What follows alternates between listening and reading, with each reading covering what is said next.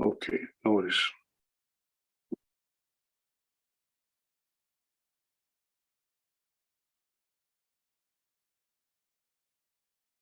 Okay, so we've got this on now. Okay, let's make a start.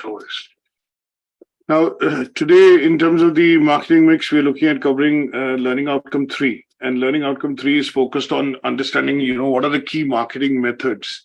And when we talk about marketing methods, essentially what we are looking at is understanding, research methods in general. Because one of the things that we look at and seldom come across, is that if marketing campaigns are not going well, or if they're not leading to results, or essentially promotions which are designed by the marketing department are not leading to results, what tends to happen is that you would generally see that this is down to poor research that the department has done, and they have not essentially captured things like consumer preferences, changes in demand, or essentially what the competition is doing. And that generally tends to inform that research activities have been thin on ground, and the campaigns have been rolled out without looking into without taking into account what the customer requirements are, or if there are changes in the preferences of customers, and essentially looking at what the competition is doing. So in this learning outcome, we are focused on understanding these marketing methods, which are basically looking at different methods through which you can research the market and find out more about the consumers that you are going to sell your products and services to.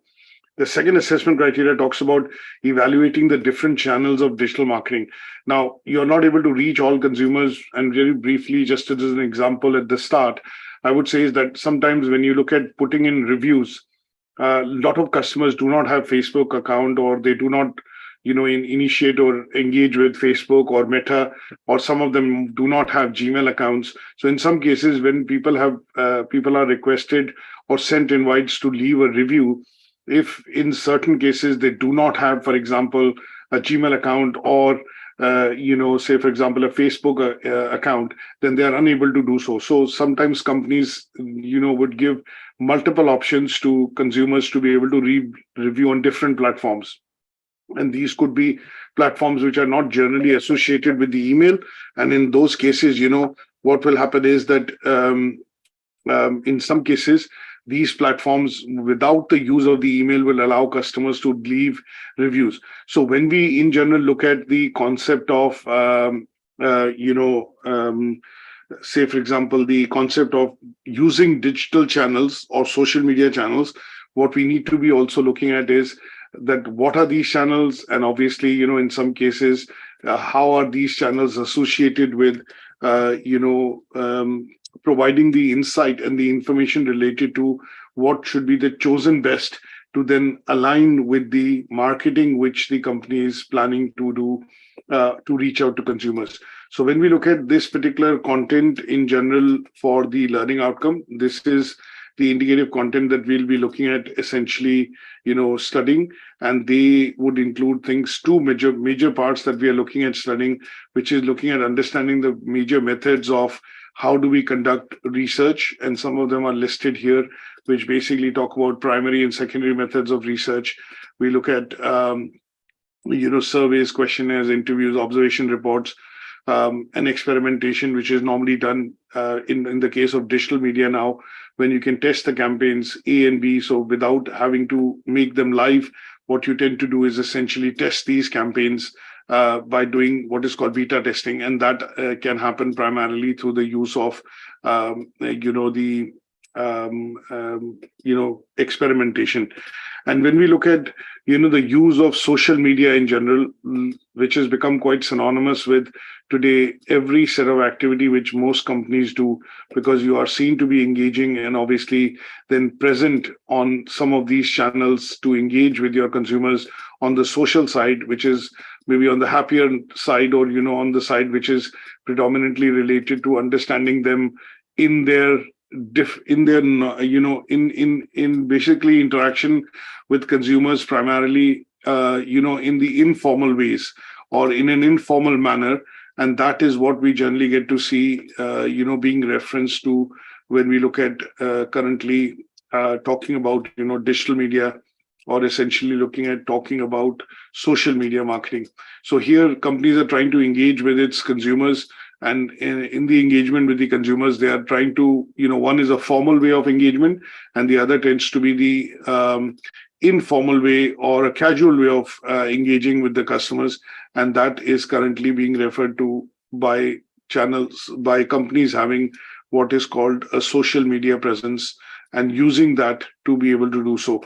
So things like most companies would essentially, focus on running contests or some sort of, free promotions which provide, merchandise to their customers. And in some cases, these companies are predominantly looking at, using social media to create loyalty towards a particular brand. And that is what we get to see when we talk about, the use of social media in digital marketing. So a broad and a very interesting part of the content that we'll be looking at, from a perspective of learning outcome 3, and we'll go into some of the examples as we discuss that, using a presentation. So let me just switch you over and we will start. So in this part, we are looking at understanding what are the major methods through which research is undertaken. And when we talk about the various methods through which research is undertaken, we normally divide research into 3 parts or 3 different types. One is primary, there is secondary, and there is something called tertiary research as well, which is a combination of both using primary and secondary techniques. And then research can be essentially classified and done to carry out and find out about qualitative and quantitative details. And then when we look at primary research and secondary research, there are different methods through which we carry out these, which is called the collection of data. And we look at that in a bit more detail as we go along into some of the assessment criteria. The use of channels for digital marketing tends to be, when we look at internet channels for search engine optimization, pay-per-click advertising. So these are terms that you should be synonymous with. So when we say pay-per-click, PPC, and SEO, and then obviously when we talk about responsive website, I'll show you an example of what a website, when I say is responsive, is that the website opens up on different platforms like tablet, mobile phone, PC, Mac, and the website is has the code that makes it compatible with being opened on any such platform, and the content of it is repurposed and then adapted to, the device which is being used for the purposes of, browsing or, essentially, let's say, opening the website. Social media, there are lots of different types of social media. So you have Facebook, LinkedIn, you have TikTok, which has become quite, I would say quite important. Instagram, there is Pinterest. There are lots of other medias which people use for blogging or vlogging, video logging, as we say. So there are lots of these which are in use today, primarily, for the purposes of various types of interaction which the users would want to do, or companies and businesses and organizations would want to do. Viral advertising tends to be advertising which is normally done through newsletters. So newsletters, we look at mobile messaging, text messaging, and these tend to be what are called, viral marketing. It can also be primarily, when we say viral marketing, it can also be something which is related to when you go to certain websites, what you're going to see is it has a style of promotion in which, if you click on something, if you try and close the website, it'll give you a pop-up to say, get a 20% discount, or in some cases, it will redirect you to other sites of the business or organization, and that is to keep you within the system for as long as possible. And some part of it is done primarily in conjunction with sales promotions or sales and advertising. And this is one of the techniques which is used by predominantly to generate leads and sales for the company. Use of emails obviously would be newsletters and personalized emails. Handheld devices can be used today for marketing because of text messaging and, short text messaging, which has come up. And over the years, you normally are able to respond to some of these messages, which are short text messages. using a particular code, or in some cases, respond to it, and it basically starts on a particular survey, or for example, a questionnaire. And most companies in the UK, for example, after you call, say, for example, BT or Carphone Warehouse or any such organization, they will look at the process through which they'll serve you 5 questions through the text messaging. And what you do is you basically respond back to that customer survey using the purposes of using the use of or making use of mobile text messaging. But there are lots of things which can be talked about, and we'll go into details. We look at how the current challenges for digital marketing can be overcome and mitigated. And here, sometimes you would look at the answers would depend on what are the challenges being advertised or identified essentially by the companies. So because of GDPR regulation and spamming in UK and in Western countries, there are laws, very stringent laws available, wherein you are not allowed to cold call, or if a person opts out, then in those cases, generally you would see that, companies cannot then start sending repeated messaging to consumers, and they have to seek consent again or have them resubscribe on.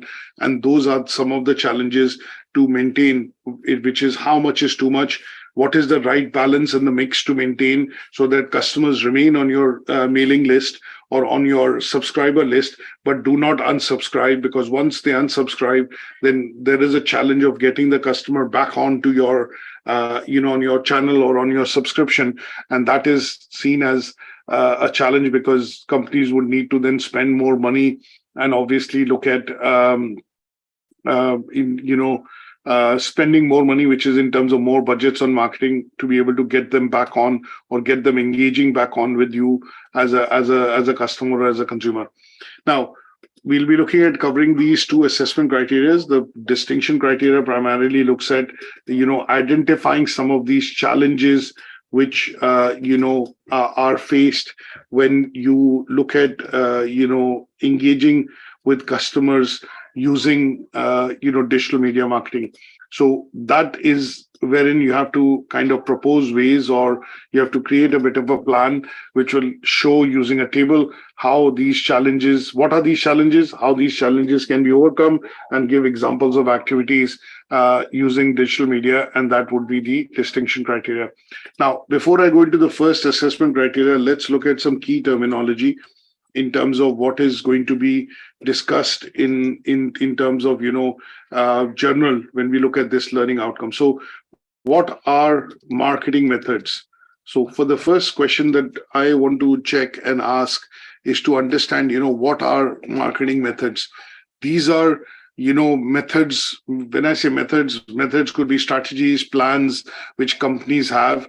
And these methods are basically, planning side of things which companies essentially do, which is primarily to go out and put out messaging to reach out to consumers.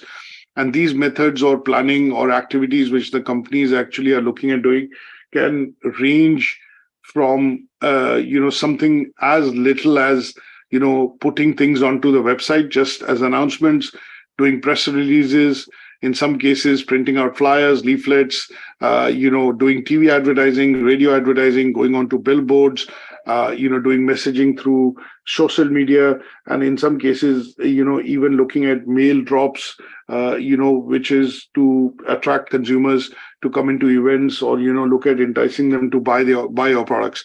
So methods essentially would generally confine to strategies or activity plan which companies essentially put in place, and these could be to engage essentially with the audience, their target audience in general, and that would be the methods. So methods are activities or strategies, when I say, or I would say promotional plans which companies put into place to engage and get the messaging across to the consumers, to their target consumers, right? I'm not looking at sending out a general messaging. I'm looking at sending out messaging to my target consumers.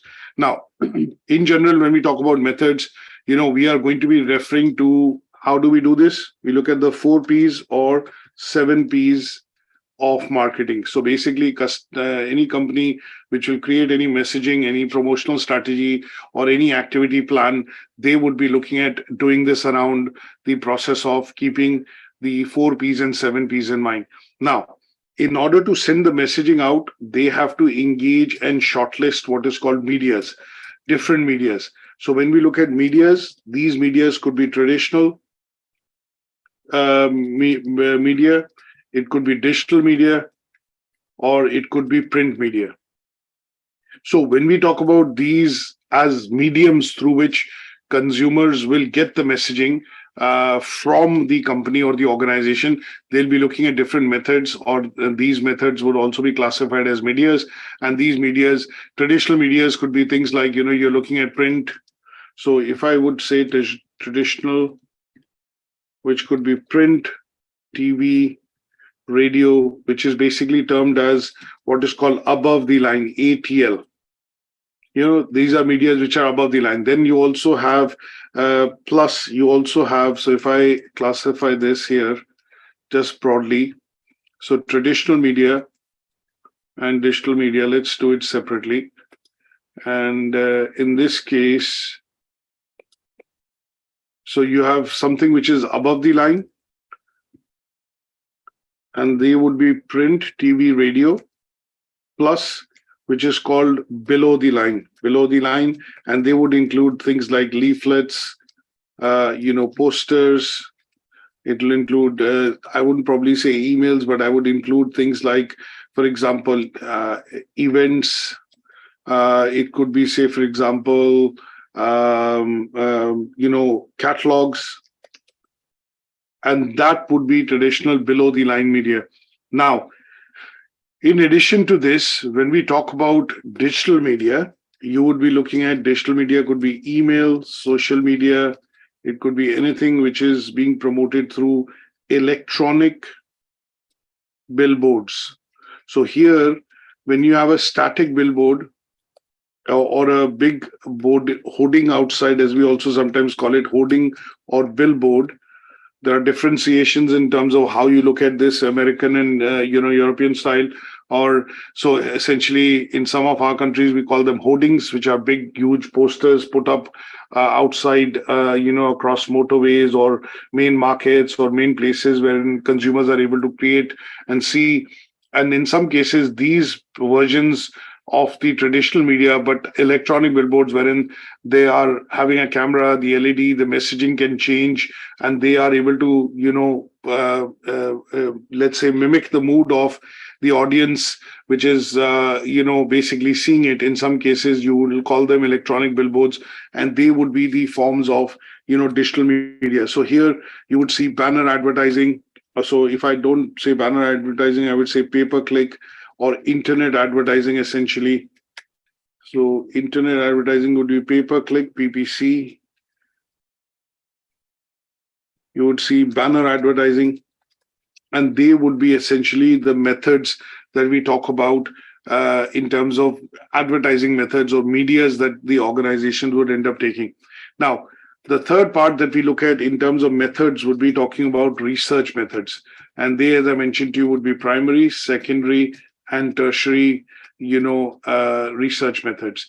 So if I have to then look at just looking at one odd slide, for research methods. So here, if I talk about research methods and I talk about, say, primary, and I also talk about secondary method, then you would generally see that these can be classified predominantly into, three types, depending on, how you would essentially look at conducting research or gathering data from the market. What you would generally see is that these methods tend to be which most organizations essentially look at from a point of view of collecting data. So if I look at methods and if I just bring an image rather than typing it, so this would be one such route through which we look at methods of collecting data, understanding consumers' needs and wants and preferences. And that is where we go about conducting or collecting data. And collection of data, if it's done through primary method, that means you are doing it one-on-one. And in those cases, when you conduct and gather data on a one-on-one basis, that means you're doing it firsthand, then it is normally termed as primary research. When you collect data from published sources, which could be websites, articles, journals, books, or anything which has been published, say for example in a newspaper, or if you've had if there was something which was a news channel covering it, and they have covered a news on a particular topic, but you have observed that news, or you've revisited that news using, say, BBC iPlayer, and it's 2 days old, 3 days old, then in those cases you'd be looking at actually going through that particular piece of news using a medium that has already published it, and in those cases you would define that as what is called secondary research. Now, there are lots of ways through which data can essentially be collected.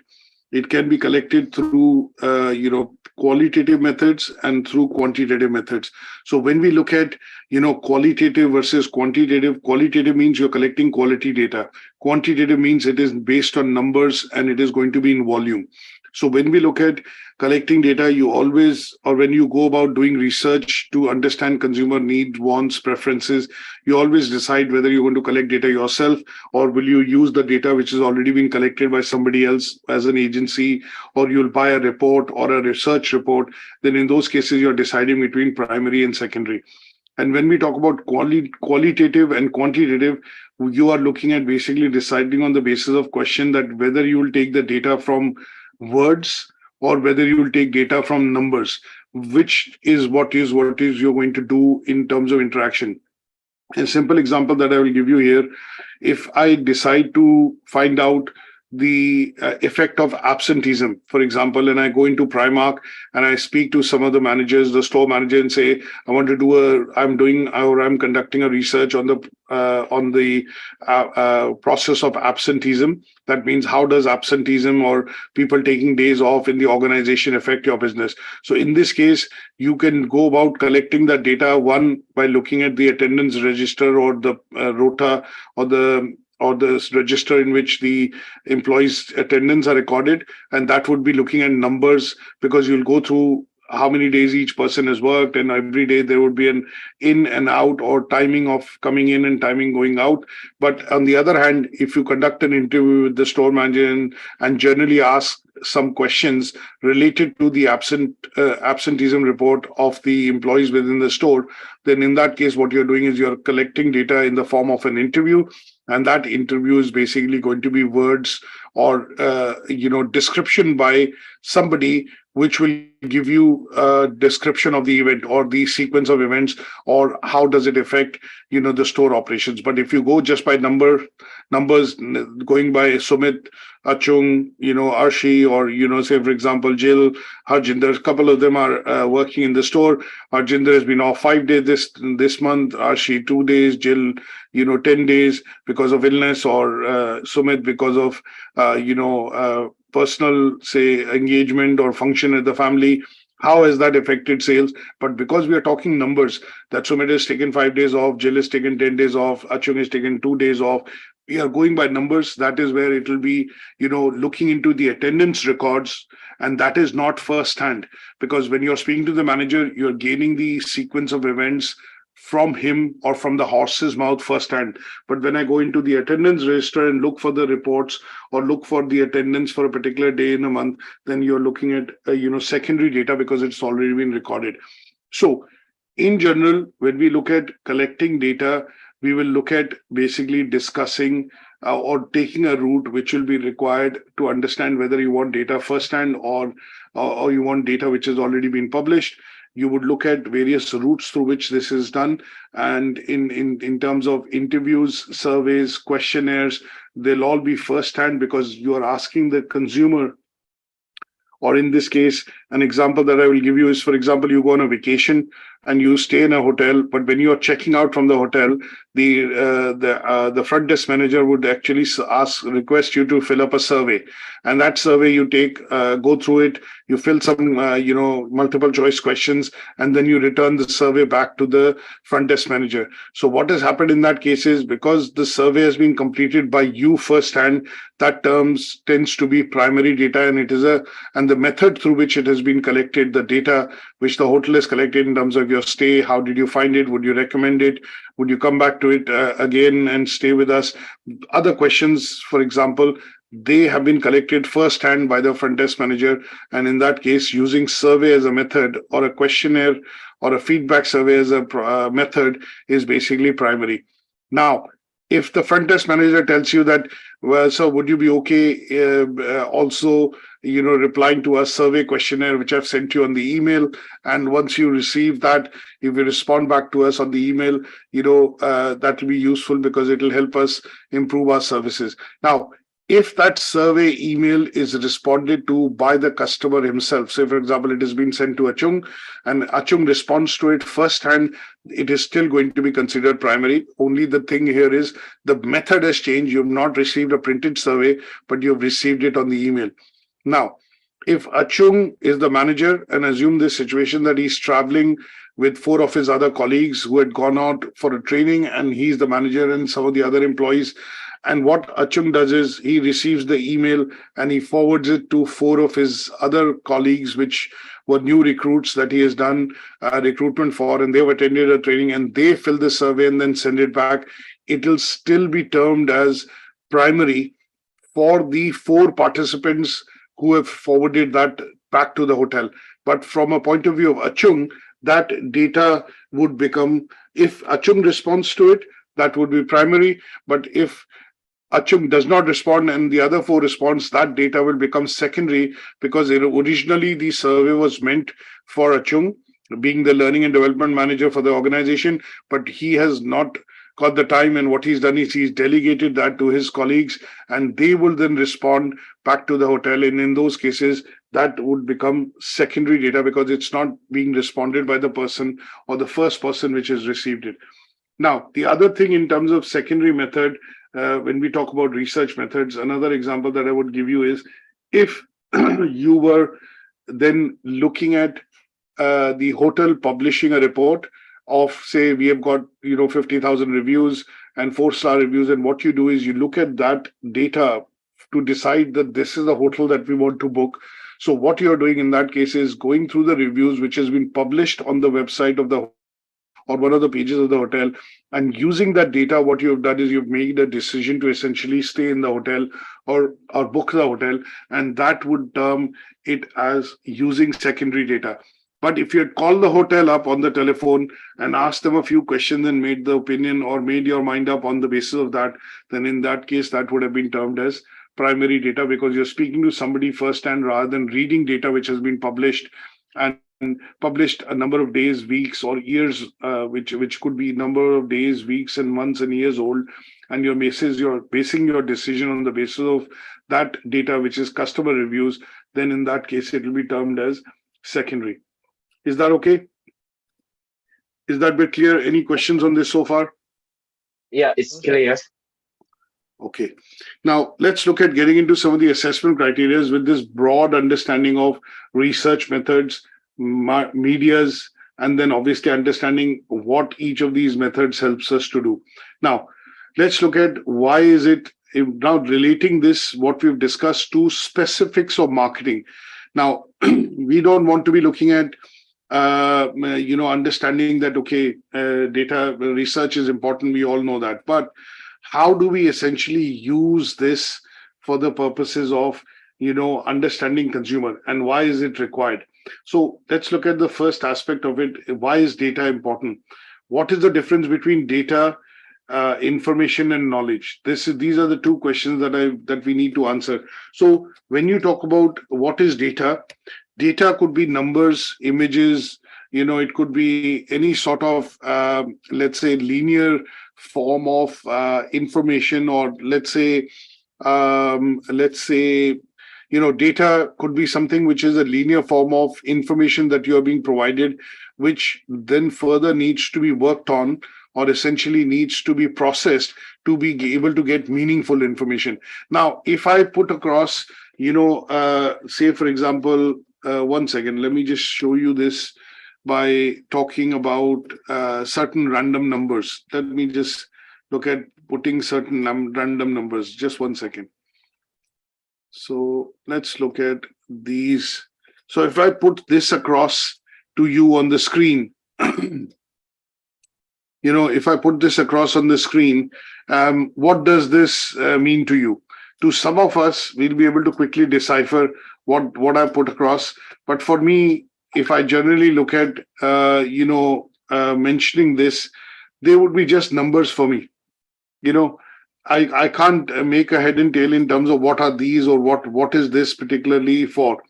Now, if I put this particular bit in, give you some clue, there is a word called bonus ball. That means they could be something related to a lottery or, some sort of numbers which have come out in lottery. And these could be bits that you look at essentially, from a point of view of, understanding now that they are related to some sort of lottery result or some sort of results, maybe for bingo or for tombola or for lottery, because these are random numbers and it could be used or they could be coming from anywhere. Now, when I look at this in isolation, this is data for me, right? When I look at graphs and I look at different types of charts, they could all be data to me. But when I start analyzing them and putting it into a context, for example, if I look at, say, for example, certain type of a graph, and let me show this across just as a reference. So if I bring this across, now this for me is some sort of a data, which is showing some data graphically represented across different countries. There is no heading to it, as you can see. There is no detail given in terms of any sort of an index under the graph, and there is no description for it. So what is this? This is maybe some sort of numerical data or some sort of data which has been represented graphically. Correct? Do you agree with me? Yeah, yes, sir. Yeah, that's correct, sir. So when we look at different types of, for example, tables or graphs or charts, and if I bring this across, again, for me, what this is representing, I am not sure in terms of what is this. This I can see is a table. It is a combination of some defects, A, B, C, D, E, and what does it depict? I have no idea. Because there is no description to it. There is no explanation to it that what does this table comprise of or what does it do. So when we talk about numbers, pictures, or figures, data, charts in isolation without any explanation, they might not mean or make any sense to us. And in those cases, they will be termed as what is called data. Now, the moment I put this across and I say that this particular data that you see or the table that I have shown you essentially talk about, how and what is the frequency, for example, of defects that are seen in manufacturing of, say, a particular product, then this starts to make sense to me. So this now becomes a bit of information as far as I'm concerned. Now, when I talk about this particular chart, and I talk about this particular chart, and I put a bit of a description underneath to say that this chart basically talks about, here, for example, if I put this description underneath and I put it that this chart gives me the number of deaths which were happening in different countries across a span of 5 days, it starts to make sense to me that this particular bit of information, which is although a combination of numbers, lines and graphs, but essentially because it has now got a description, essentially allows me to understand that this is a chart which is depicting deaths happening because of COVID on a 5-day moving average basis. And this then becomes information for me. Is that okay? Is that understood? The context that I'm trying to make here. So when we talk about data tends to be, numbers, charts, graphs, tables, and in isolation, sometimes they might not give us the understanding of what the company or the, the numbers and the figures are actually portraying. But when we do analyze this and put it into context, then it becomes useful and meaningful for us. And this data then can be organized into what is called information. So data, when organized with some inferences, can lead to what is called information. So the chart that I had, or the table that I had, or the numbers that I had. So here in this case, when I look at this, they were essentially, Tombola results or lottery results, which essentially were announced, say on the 2nd of October. And they are national lottery results. Right? Now, when this is organized into some sort of, let's say, meaningful,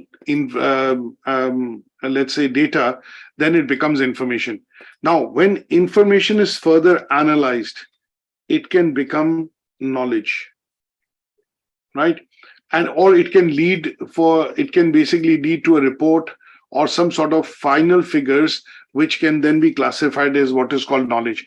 Now, if I look at this graph, and if I look at that, this was providing a five-day moving average of the number of deaths happening per million in the population, then this data was useful for the government for the national agencies to look at announcing lockdowns, because lockdowns meant that, there was restrictions introduced, and these restrictions basically introduced restrictions on the movement of people, thereby restricting the, let's say, the outbreak of infections, and thereby over a point in time, the decline that you see in the graph then shows that lockdowns were having an effect, and that was essentially knowledge, because this was then shared across with other countries in other places by the World Health Organization, and most countries introduced structured lockdowns because they were proven to be a method which prevented spread of infection of COVID, and that led to basically led to a decline in infections, and decline in infections meant that it led to lesser number of deaths happening across the globe during the pandemic.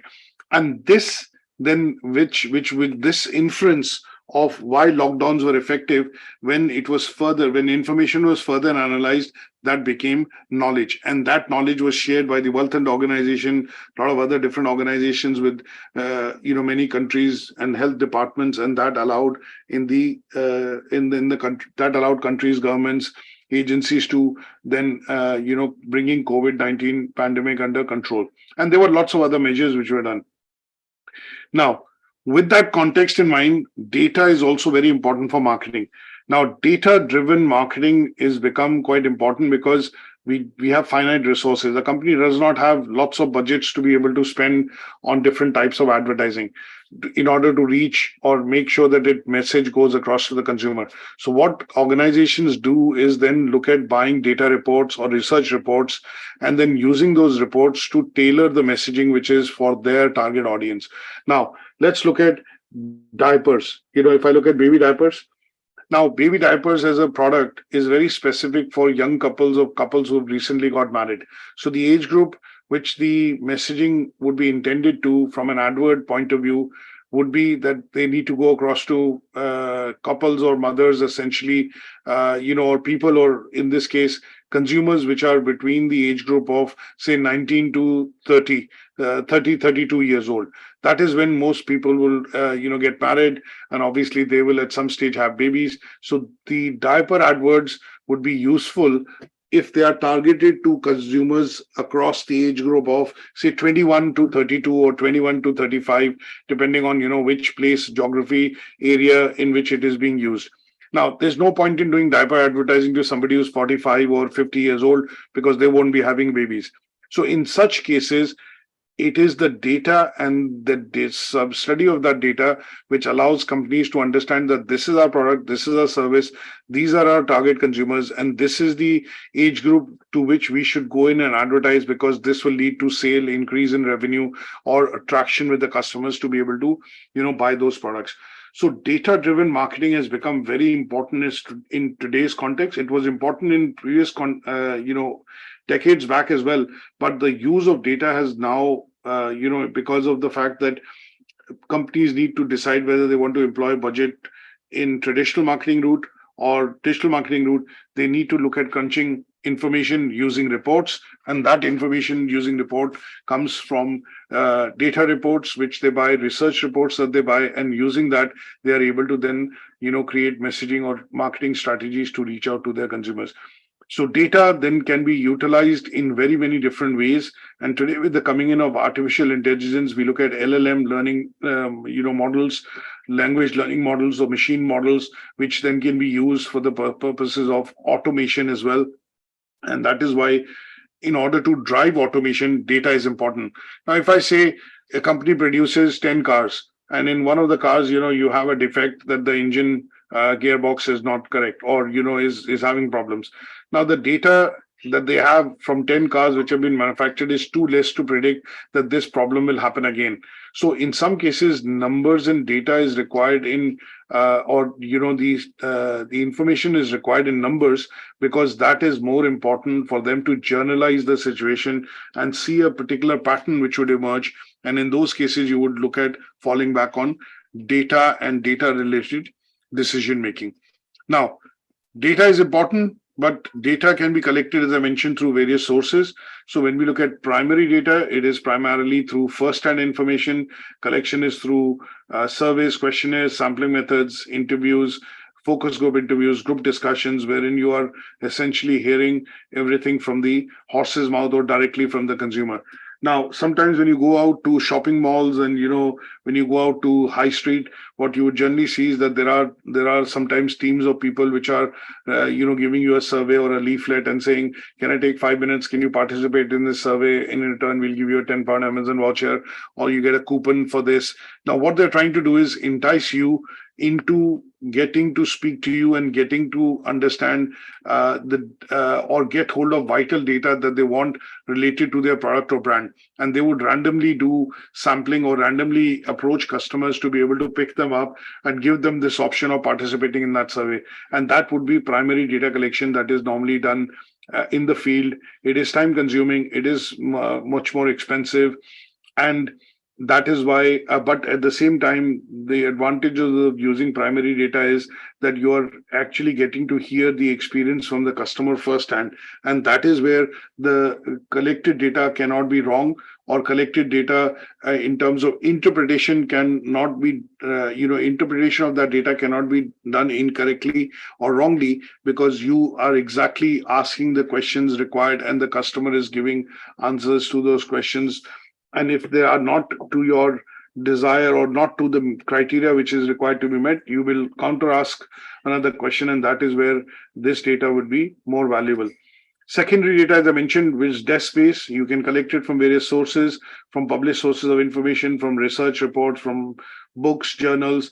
For example, a lot of companies utilize government reports and data which is printed by the government in order to look at forecasting, or, for let's say preparation and planning, looking at last year's numbers in terms of how Christmas sale was, or what was the consumer spending, or when did actually consumers start to buy, when did it show an uplift in the economy in terms of increased sales. These are things which are going to be important, and sometimes secondary data is more important, because if you have to look at, assuming Marks and Spencer as a company, for example, looks at planning for this Christmas, all companies have started already Christmas promotions.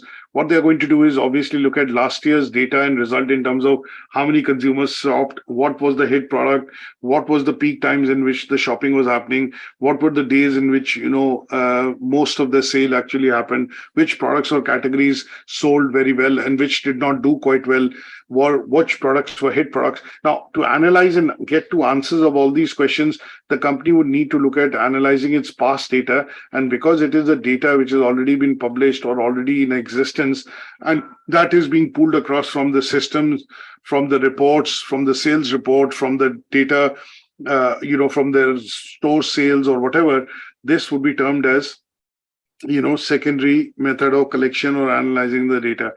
Now, this can be qualitative and quantitative.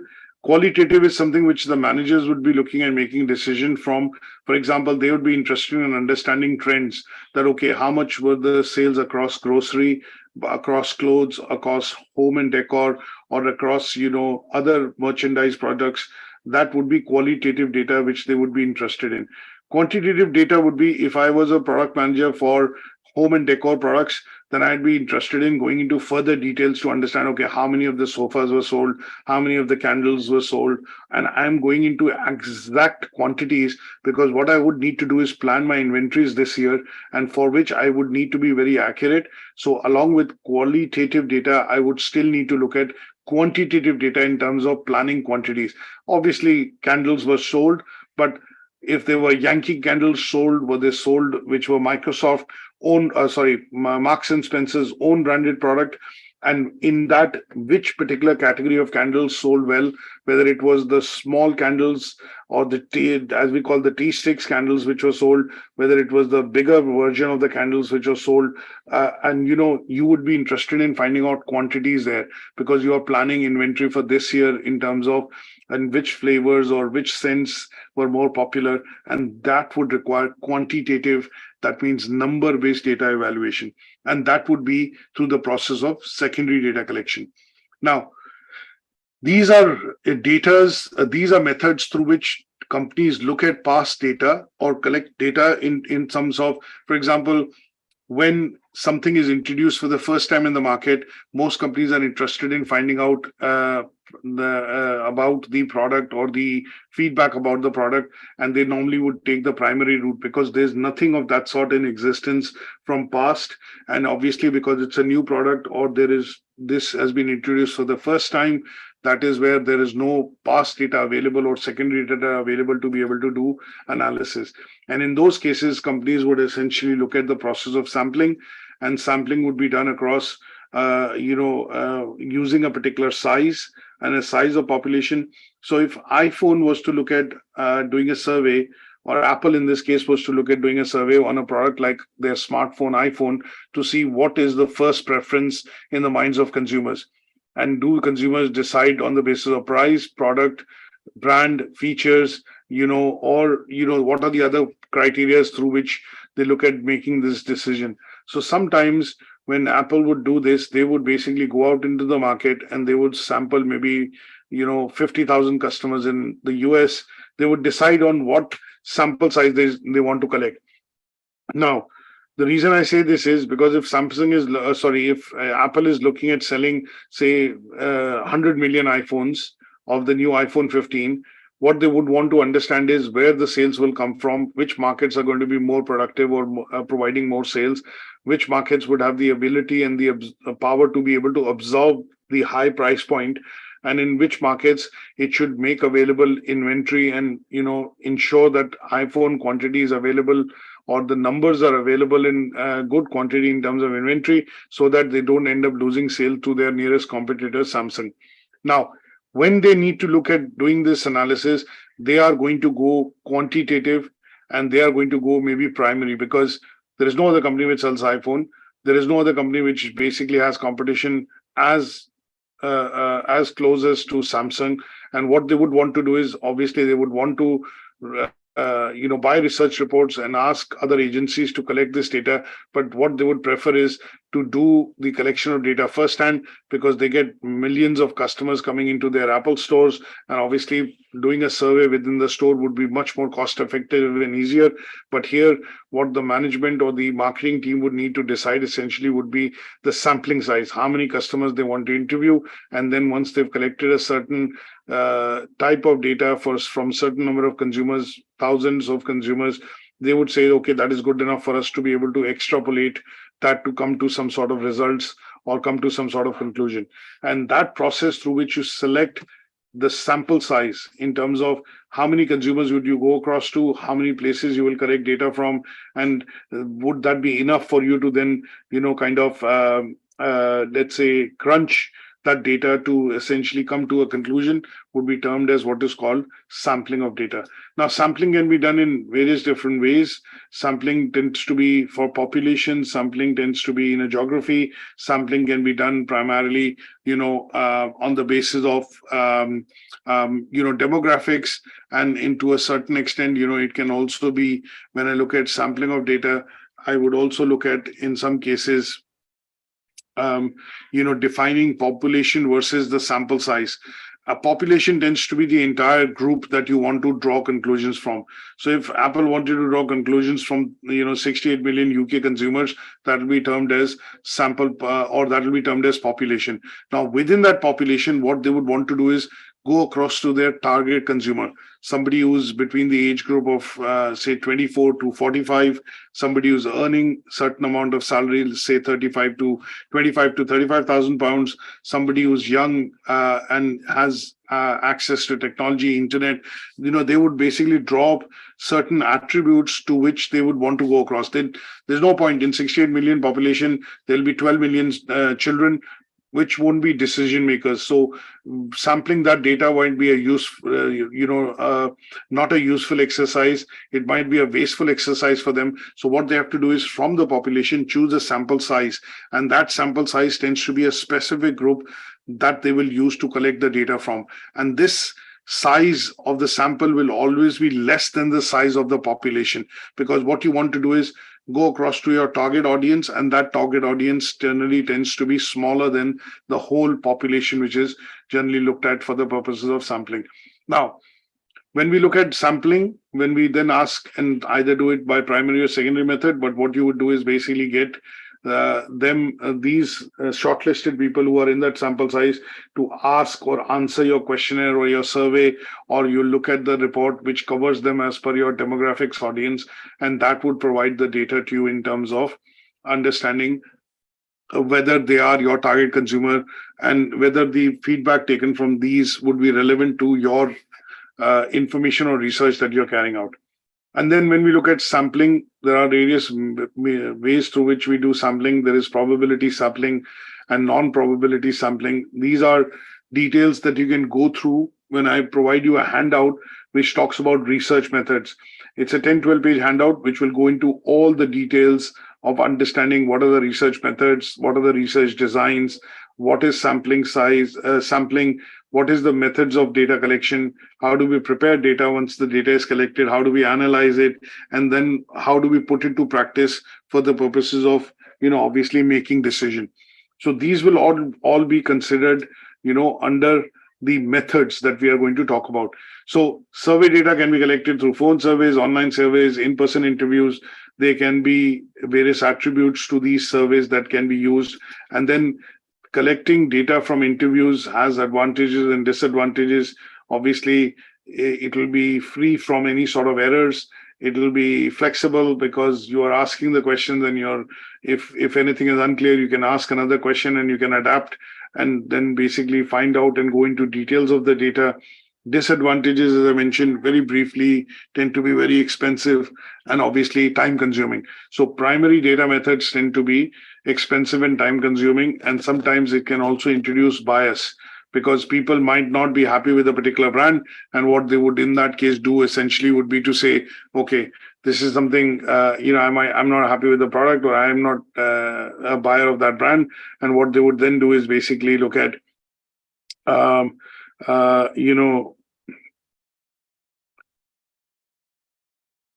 they would look at basically,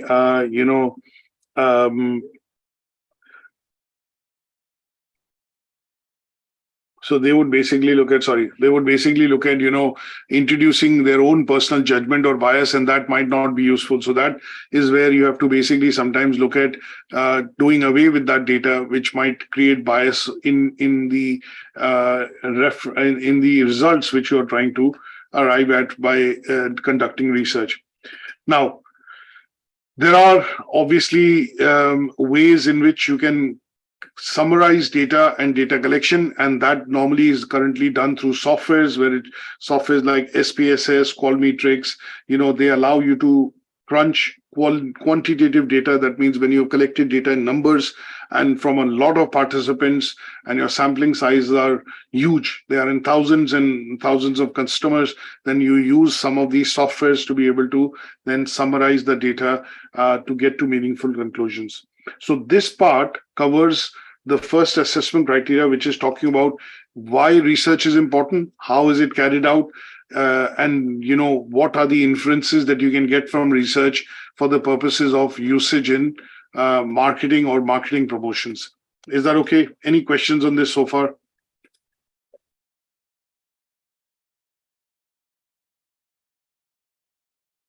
Any questions at your end? No, sir. Okay. Let's go to the second assessment criteria, wherein we are talking about, the use of different channels of digital marketing. Now, when we talk about different channels of digital marketing, here we are looking at how a company would actually look at positioning their products for the purposes of sale or reaching out to consumers. And that too, primarily when we talk about from a process of digital marketing. So when we say digital marketing, what does digital marketing mean? Digital marketing is basically online marketing. That means you're using the medium of internet to promote your brand, to connect with maybe potential customers. And in some cases, you're also using other channels there are lots of different channels in online marketing. So online marketing, when we talk about different channels, as I mentioned earlier, different channels could be channels that you're looking at through social media, you're looking at email, you're looking at bulk messaging, you're looking at mobile advertising, you're looking at influencer marketing, you're looking at video advertising, and these are all different forms of digital marketing. So when we talk about the concept of digital marketing, it is basically that you're going to your consumer or your targeted consumer audience through the medium of online marketing. And when we look at online marketing, digital marketing encompasses lots of different types of channels. They can include channels which could be primarily related to, email, mobile phone, messaging, video marketing, and social media marketing. And when we look at this as an option to reaching out to consumer, then you are also looking at creating content, because some of these online channels of marketing would require you to have unique content. And content marketing, mobile phone marketing, affiliate marketing, search engine optimization as a route to streamline your online marketing, social media marketing would be pay-per-click advertising, for example, digital advertising, email marketing would be all various channels through which you would look at reaching out to your consumers. What are the devices that we look at where the consumers are able to access online information? They could be mobile phones, PCs, Mac or PC in this case, tablets. It could be, interactive boards or forums through which sometimes when you go across to a cinema hall or you go across to certain places on the high street, what you will see is there'll be interactive kiosks which are installed. So say, for example, if we go to the West End in London, or if you go to Trafford Mall or some of the other places, because there are so many shops under one roof, sometimes what the organizers or the let's say the owners of the mall, or in this case the management which is running the facilities side of things in the mall, what they do is they install kiosks which are called information kiosks. And these information kiosks typically would give you the guidance in terms of where which shop is, search by brand, search by product. And then if it is across multiple locations like ground floor, basement, first floor, second floor, then it basically helps you in getting directions or useful information to be able to reach that store or that outlet. Now, during those usage of those kiosks, you would also see advertisements and banner advertisements coming across. So maybe it's a 30-inch screen that you can interact and touch with, but on the left hand side, top and side, bottom, or top and bottom and left and right hand side, you will see banner advertising happening, which is basically promotions which are being run, and they would be a form of advertising which is being done using these devices. So what companies need to do is basically look at their products and their services. They would then decide which medium they want to advertise on, and then use the route, which is the route of digital marketing, to go across to these mediums. Things like if it's a mobile phone that you want to go across to in consumers, you'll do bulk messaging or mobile advertising. If you're wanting to go across to consumers through the website, then you'll use pay-per-click advertising, or you would use search engine optimization so that your website or your results which customers, when they search for example, if somebody is searching for say a premium shirt, then Marks and Spencer stores the nearest location, because it is using location-based services, they come up first as the search on the internet, and that would be looking at website-based advertising, or essentially device-based advertising, wherein consumers are able to access the internet or the the ability to access the internet to get that information is generally more on tablets or more on mobile phones and, more on PCs. You would choose the media and the percentage of spend that you do in terms of, going across to those consumers based on the trends and, research which predicts that which media is being used more to browse such particular channels. And then if I give you a snapshot of what will the different channels of digital marketing include, they would include things like search engine optimization, because if you look at YouTube, Vimeo, some of the other channels which basically advertise videos, there are billions and billions of videos up on there on these platforms. And in order to find a specific video, sometimes companies would need to look at investing on, search words, keywords which the consumers would search, and they would need to optimize that search in a way when if that word is or that term or that phrase is search, then in those cases their channel should come up associated with it, and that allows their video to be found and their messaging to take precedence over their competition. You look at search engine marketing, which is Google, Bing, Yahoo. So you need to be found on websites. There are billions and billions of websites now. So essentially, if consumers want to find something on Google or Yahoo or Opera or Bing or, AOL, any type of search engine, it is important for companies to look at, having search engine marketing. That means they need to optimize their websites with keywords and, backlinks, which allows the websites to be found or shown up on higher up on results, and thereby attracting more eyeballs or getting more visitors as compared to their competitors. Today, companies also use what is called customer relationship management softwares, and this allow the customer's journey to be tracked across various platforms like the social media platform, their website, and that is where companies can then better target consumers. You have email, social media, then you have media influencers, you have mobile apps, and also you have what is called referrals, which is word of mouth marketing, essentially useful for companies to be able to look at reaching out to their consumers. Now, because this is in this particular task, we need to look at various channels. So what I've done is I've looked at the key channels, which is search engine optimization, pay-per-click advertising, and essentially, responsive website. So one of the things which I would want to show, what do you mean by a responsive website? If I show this to you, on the screen rather than talk you through it, I think it's going to be much more easier. Now, this is our college website. Now, when I look at the browser and I look at expanding it to a big different screen, you want to open it on Windows or a different browser, the website will open up on all particular, browsers. And here, depending on which particular platform it is being opened on, you would generally see that the website responds and is able to interact with consumers, on that platform. Now, what is responsive? If I view this on a small screen, the website would repurpose this to a tablet size. If I use it on a mobile screen, this will repurpose to a mobile screen size. This is what is called responsive website. So responsive website, when I look at responsive design, this is primarily going to be a concept wherein the website has the ability or the media that you're trying to reach out to from a point of view of information means that you have something which is going to work across on different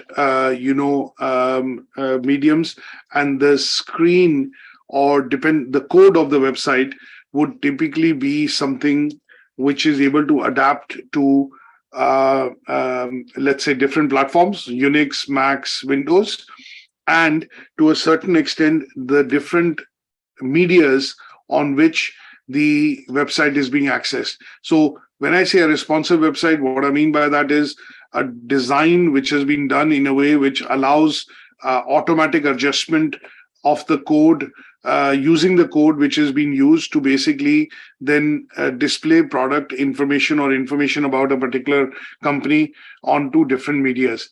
And a responsive website design approach seems to be something which is very important for digital marketing, because it is able to help companies understand user behavior and the device environment which their users are using.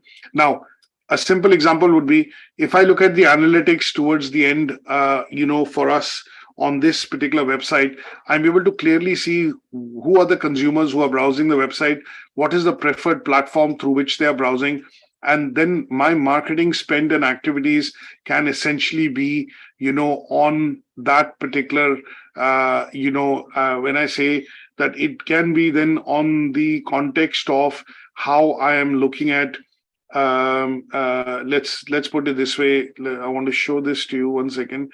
And that would mean that we need to optimize, we need to look at, essentially, let's say, optimizing our spend on what is the main platform on which essentially, the website is being browsed on.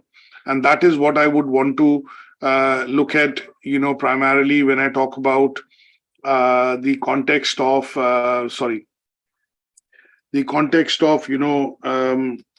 spending money with regards to reaching out to, the consumers, specifically who are looking at buying, courses.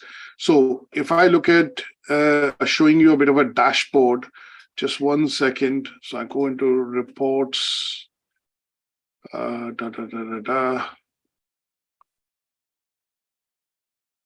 reports and dashboards. Yeah, there we go. So here, what I want to look at is the preferred device, how many consumers are coming to the website, what is the preferred device they are using to reach the website. So if I look at this particular chart this particular chart that I'm showing in particular, it shows that the website is being accessed 52% by desktop devices and 47% by mobile devices. So if I look at understanding this as a concept, it will tell me that my website is very important, because there's a 50-50% split right now in terms of how consumers are essentially, interacting and coming across to the UK Versity website. Now, if you see, this would inform a digital marketer and provide a very key bit of information to them to say that when I look at how do I put this content across, or how do I put a banner across or a campaign across, I need to look at balancing my budget in such a way that it allows the consumers to essentially browse that both on the desktop as well as mobile. But if I look at the preferred platform for browsing the website, as of now, it is 52%. And that is on, the desktop, or basically a Mac or a PC-based, device. Now, the other things that I would want to look at is from which countries is the traffic coming from. So I can look at the first country, or the maximum traffic is coming from UK, then from Bangladesh, then from Pakistan, then from India, then UAE, and it'll show me the number of visitors which is actually coming across to the website, how much time they're spending. And this system, which is what we use as a CRM, customer relationship management system, tells me exactly how do I need to plan my campaigns, because it gives me data that I can use the analytics from, and then basically tweak some of my campaigns to look at ensuring that I get the most favorable response from those campaigns. So generally speaking, that when I look at digital media marketing, what I need to be able to do is understand what are the channels that I'm going to be using, whether I need to optimize my finding of, and this is again something which I will show rather than go through the slides. So let me put you back again to the browser. Now, let's look at going to Google. So when I talk about search engine optimization and, search engine marketing, what I want to do is I want to do a search on UK Versity. Let's see how and where it comes up. So as you can see, the channel or the keyword is so much optimized that on the first page, because I'm doing a direct search, everything is coming up of UK Versity. Now let's look at, if I search a course like Level 5 Extended Diploma in Business and Management. Now, if you see that I'm coming up on the first page of this here, that means, the agency in the background has done a good amount of work, that I'm being found on a course, and the keywords of those courses have been optimized so that I am available on the first page of Google engine when it comes to marketing. Let's do another search. So let's do a search on ATHE Level 3 Diploma in Applied Statistics. So if I go and do a search on this, if I come again, this is the first thing that I'm coming up on. That means the keyword which has been put into the website and the website page has been optimized so well in combination that whichever combination I, look at searching, this course, if it still comes up on the first page, then you can see, that the search engine marketing is essentially, working. Now, when I use a generic term, which is applied statistics, obviously this is a bigger phrase, which needs more optimization, and I might not come up on the first page, but if I scroll down, keep scrolling down, does it still lead to coming and talking about an ATHE diploma or shows the results for UK Versity? And that is where what you have to do sometimes is the agencies have to spend a lot of time to optimize that word. Now, this word might be a very generic word, and it might come up in millions and billions for example, searches. So if I look at the top 100 words which are normally used for optimization of the website, it might not be possible sometimes for the agency to actually optimize this word because it's a generic term. And if I look at this generic term, you can see when we talk about this, it will come up, hundreds and millions of times. And that would require other strategies like backlinks or maybe sponsored advertising through pay-per-click for it to be then coming up, with regards to the search that we want to do. So applied statistics by ATHE. Let's do this as a search. So again, if you see, this is showing up the course. That means this is what is called search engine optimization. That means we use a practice to be able to make the website more visible. And that is being made more visible using the keywords which have been optimized on the web page, including the tag, the header titles, the page titles, and other pieces of relevant information, which make it easier for the search engine Google to find and find the results and then provide them related to the college website. Now, when we talk about social media marketing, we talk about social media marketing wherein you are going on LinkedIn, Facebook, Twitter, other accounts like Snapchat, Pinterest. And here, what you're looking at doing is when you advertise, you're advertising from a point of view of, maybe engagement with your user or with your consumers. And here you have to do sometimes advertising, which is paid advertising. And this paid advertising is primarily to raise awareness of a product or a product launch that you're doing. And that would be through the route of, social media marketing. So you are basically trying to get in touch with your consumers through the route of, through informal ways, through the route of social media. And that would be social media advertising. Now, there are various forms of advertising on social media. There is various forms of advertising on LinkedIn. And if I show you a few just as examples, let me just quickly log into our account and let me show you as examples.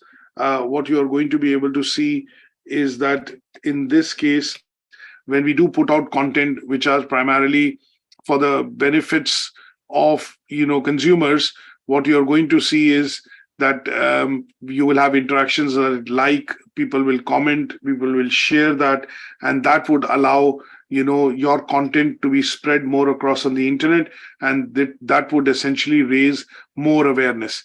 So if I look at our Facebook page and I go onto that page, as you can see, there are lots of different forms of advertising which is happening. We are putting some newses across. We are following a few other companies, and obviously that is where their main activities are coming across onto the screen. And that would essentially be, so this is a sponsored advert, as you can see, which is coming across onto our channel. When I go to LinkedIn and we go to our page on UK Versity, which is the page, you're going to see that there is different forms of advertising that we are doing to build traction with our consumers. Talk about things which they like, or talk about or mention things which they would want to read, like quotes, motivational quotes, videos, information about our courses, basic things that we feel we need to put out in order to reach out to our consumers. Now, this can be in the form of email marketing as well. If we send this across as newsletters, and sometimes we do so from our from our CRM. And if I give you an example of a newsletter or a marketing that we have done, let's say graduation, for example, and this has been sent across to a number of learners. What we have done is we have done, say, for example, a newsletter like this, which basically goes across to consumers, to a mailing list. We track what has been the success rate of this, how many people have opened it, how many people have seen it, clicked on it. And these are examples of, email marketing that we do. So, for example, a graduation ceremony trailer, it was opened by 35% people. There was a click rate of 1.34%. There were 597 successful deliveries. One was a bounce. There were so many backlinks, and it gives us so much pieces of information, which is useful for us essentially to interact and get this information across to our target consumers. And in this case, it tends to be students. And this is an example of, email marketing.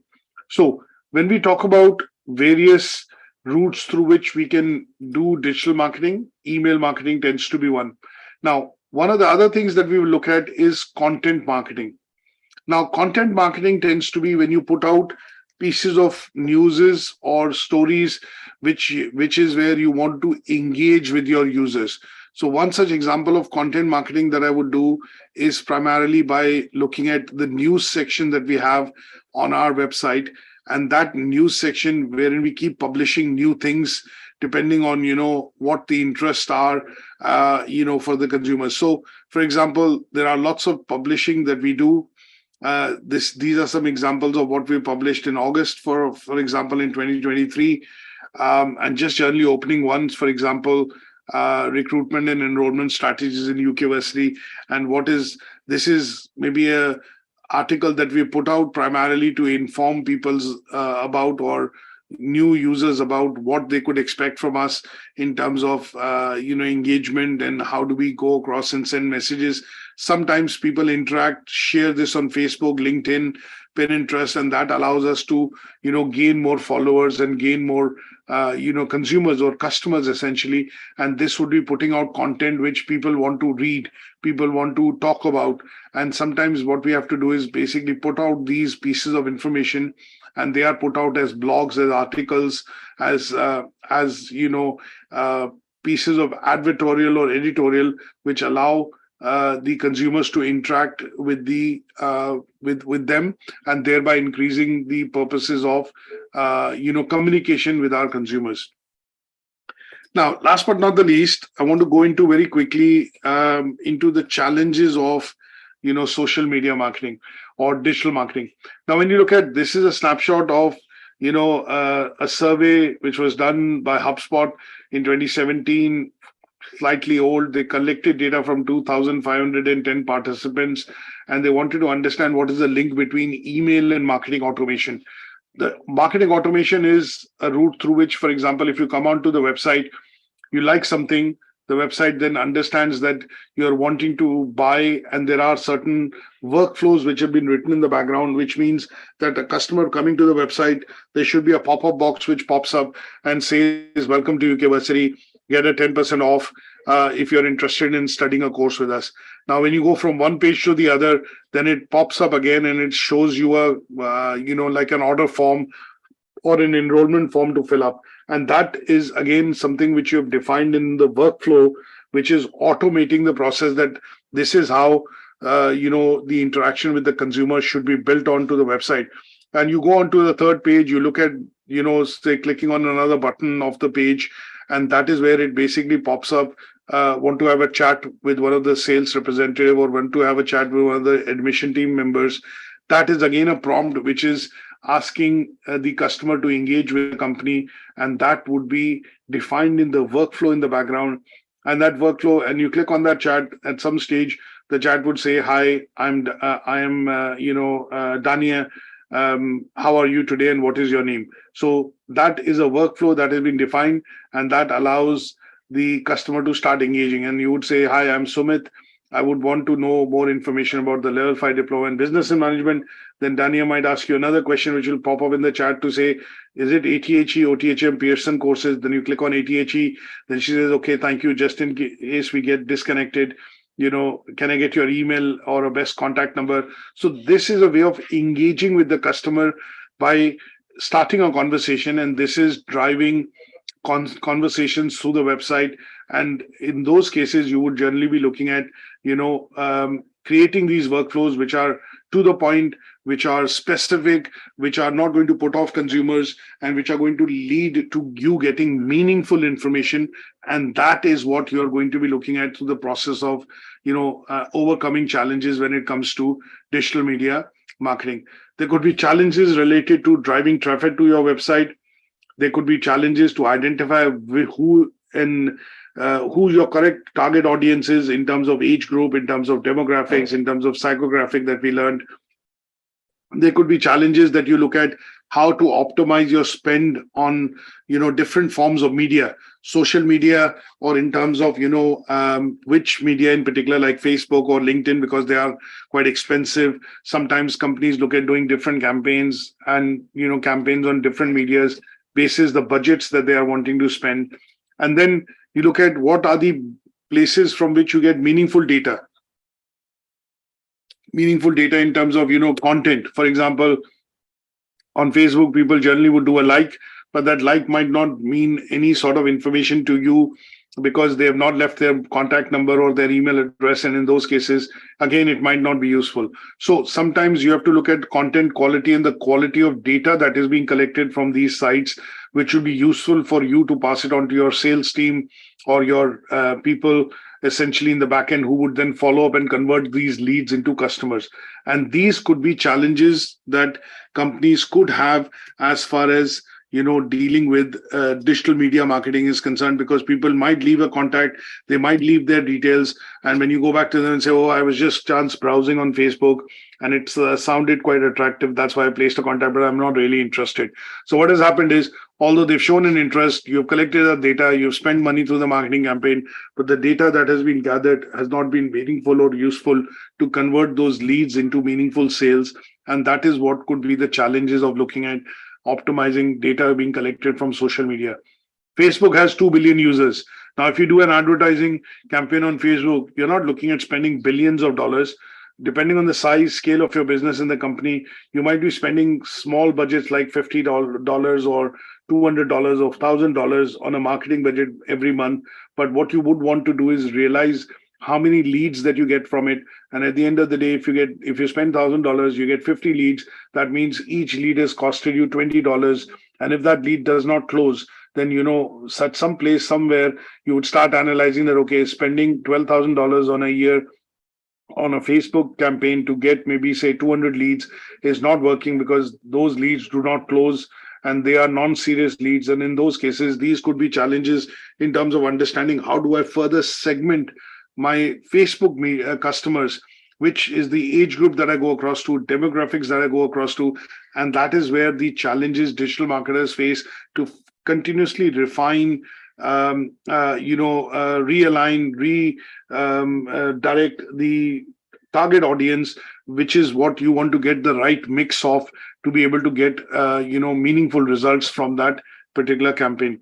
And these are challenges that you would need to explain in the 1D1 option. That is what we've covered here. Is that okay? Any questions on today's session? So that brings us to the end of this particular learning outcome. So any questions on this so far? No, sir. No. Was the session useful? Did you gain knowledge from it? Yeah. Okay. Good stuff. So we'll meet up on Friday to discuss, learning outcome 4 in this particular unit. What I'm going to do is upload 2 particular handouts. This would be slightly updated version of the presentation, which will also go on, but I'll also include what is called 1 or 2 handouts, primarily on, research methods that you could, essentially look at for the purposes of reading. And I'll put some more details into the, the presentation, which will essentially make it a bit more evident and clear when we talk about digital media or when we talk about digital media marketing, so that you're able to understand and put this into context. So until then, thank you so much for joining the session, and you will get a copy of this recording and the presentation updated on Moodle shortly after the session. And I'll catch you up, on Friday. On Friday. Thank you so much, sir. Thank you. Take care. Bye-bye. Bye for now.